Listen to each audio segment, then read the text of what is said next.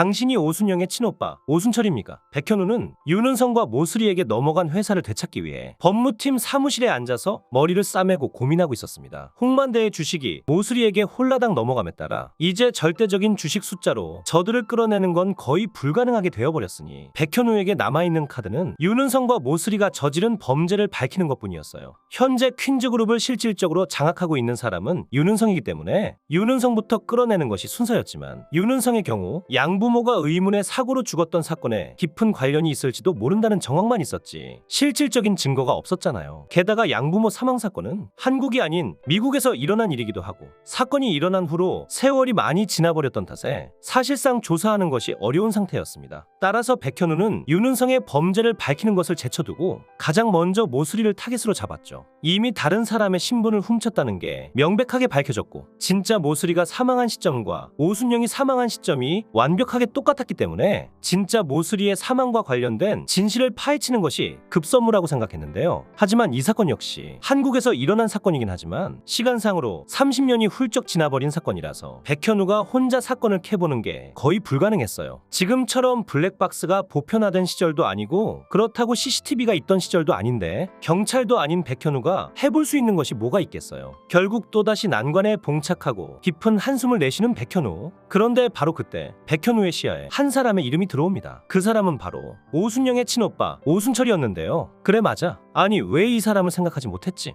오순철이라면 동생이 어떻게 모슬이로 살게 됐는지 분명히 알고 있을 거야. 오순철에 대해서 조사를 하려면 일단 오순철이 죽지 않고 살아있긴 한 건지 살아있다면 어디에 살고 있는지를 알아야 했기 때문에 백현우는 또다시 인맥 부자인 절친 김양기에게 도움을 요청했어요. 김양기는 기업을 대상으로 재판하는 백현우와 달리 민사재판을 다루는 이혼 전문 변호사였기 때문에 평소에 경찰서를 드나들 기회가 굉장히 많았고 그에 따라 아는 경찰들도 많았는데요. 결국 백현우의 부탁을 어렵사리 들어주는 김양기. 이번 딱 한 번뿐이야. 혐의가 발견된 것도 아닌데 함부로 개인정보를 조회하면 나중에 문제가 될 수도 있다고. 고마워 양기야. 그렇게 이틀 정도의 시간이 지나고 김양기로부터 도착한 메일에는 오순철에 관한 정보가 들어있었는데요. 다행히 오순철은 현재 멀쩡히 살아있었습니다. 제발 살아있기를 간절히 바랬는데 하늘이 백현우를 저버리지 않았던 것이죠. 그렇게 김양기가 알려준 오순철의 소재지로 백현우가 쏜살같이 달려가는데 어찌된 일인지 오순철은 집문을 굳게 걸어잠그고 자리를 비운 상태였어요. 하기사 모슬이와 윤은성이 수천억을 가지고 있는 자산가가 되었고 이들의 비밀을 함구해준 사람이 바로 오순철인데 이미 모슬이로부터 거액의 현금을 챙기고 펑펑 써제끼고 있을 것이 불보듯 뻔했죠. 한 번쯤 집에 들를 것 같기는 한데 그렇다고 마냥 대기하면서 기다릴 수도 없는 노릇이고 결국 백현우는 오순철의 집 바로 옆 슈퍼주인에게 오순철이 오면 알려달라고 당부하면서 5만원짜리 2장을 찔러주는데요. 그리고 그 후 대략 이틀 정도가 지났을까요? 드디어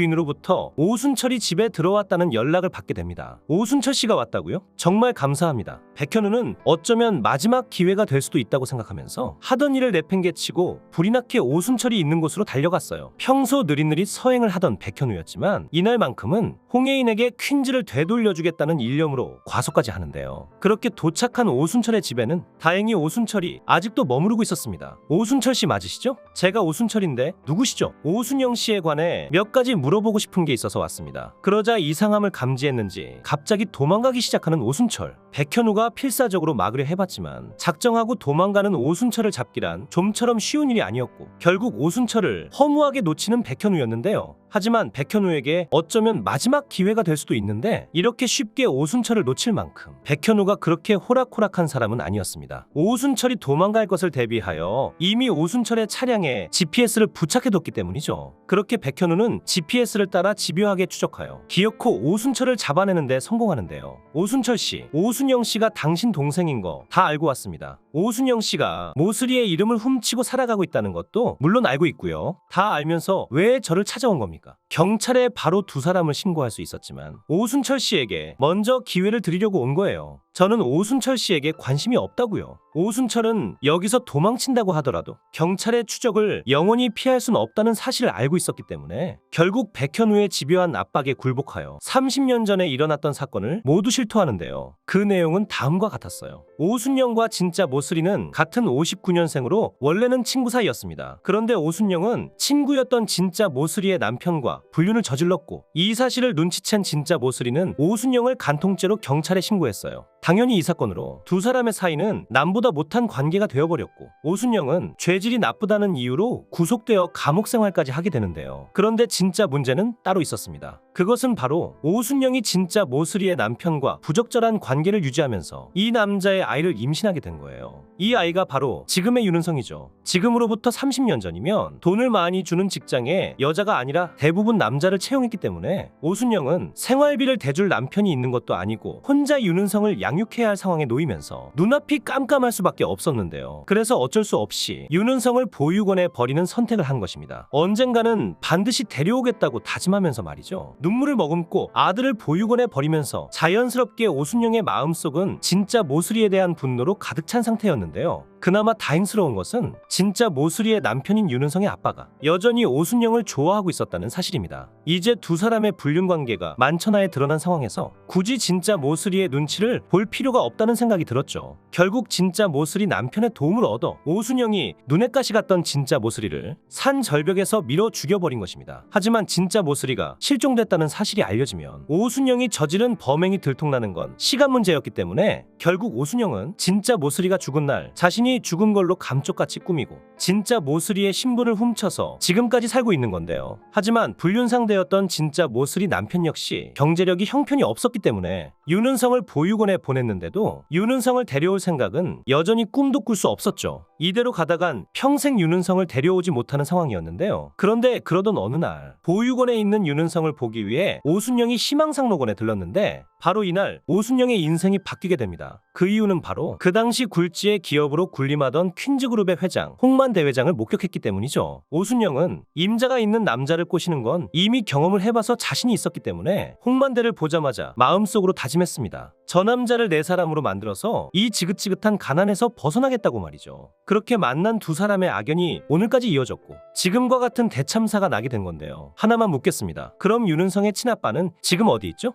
그렇게 진실을 말해준 오순철에게는 죄를 묻지 않겠다는 약속을 하고 윤은성의 친아빠 강병태가 사는 주소를 받게 되는데요. 그런데 강병태에 관한 정보에서 한 가지 특이한 점이 있었어요. 그것은 바로 강병태가 살고 있는 소재지가 일반 가정집이 아니라 사업장이었는데 특이하게도 이 사업장이 점을 봐주는 점집이었던 것. 그런데 더더욱 놀라운 것은 이 점집 상호가 바로 대무당이었습니다. 그 순간 백현우는 한 가지 결정적인 사실을 떠올렸어요. 3년 동안 모수리와 한 집에서 지내면서 모수리 여사가 홍반대에게 대무당을 언급하면서 작은 목소리로 속삭이는 것을 들은 적이 있었거든요. 몇 달 전 가족 수렵 때도 식사 자리에서 대무당이라는 단어를 꺼내는 모습을 분명히 본 적이 있었기 때문에 백현우는 모수리와 연락을 주고받던 대무당이 윤은성의 친아빠였다는 사실을 그제서야 깨닫습니다. 굳이 모수리를 잡으려 하지 않아도 사건과 연관되어 있는 강병태를 잡으면 의외로 쉽게 모수리를 잡아들일 수 있다는 생각에 백현우는 강병태가 운영하는 대무당으로 곧바로 달려가는데요. 구독과 좋아요는 제가 영상을 제작하는데 큰 힘이 됩니다.